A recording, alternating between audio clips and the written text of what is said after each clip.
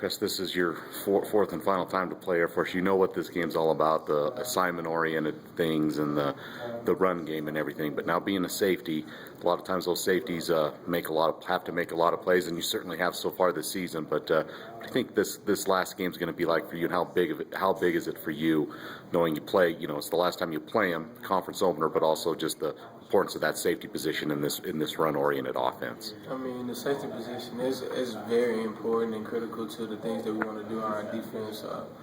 We're the quarterbacks of the defense. We got to get everybody lined up. We got to let them know where they need to be, and we're the last line of defense, so we have to be very disciplined with our eyes and not let the ball get behind us. So from that standpoint, like, it's very important that we get our eyes right early and get our eyes on the keys and don't get sucked up too much in the run. But as far as the run go, like, we have to be aggressive, and I know this kind of contradicted what I just said, but I mean, that's how you have to play the game of football with Air Force, especially how much run oriented it is. Like, the safety's going to have to come down and make a lot of plays.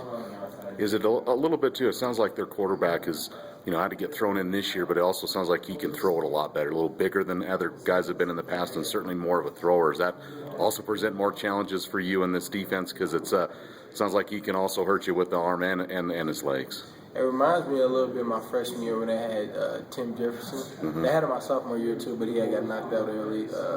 But when they had him, like, you never know what they was going to do. They'd come out sometimes in 4 wide and throw the ball. So just watching a little film on him and just kind of seeing him a little bit in that Boise State game, he can throw the ball around, and that's a different aspect of Air Force that we haven't seen in the past 2 years.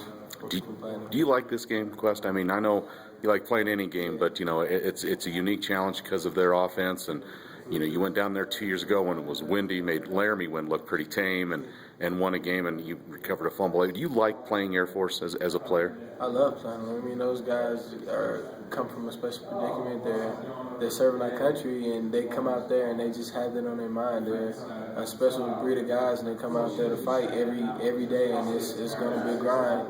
And those guys are small, but the scrappiness and the feistiness is all there, and they use what they have to make a great team.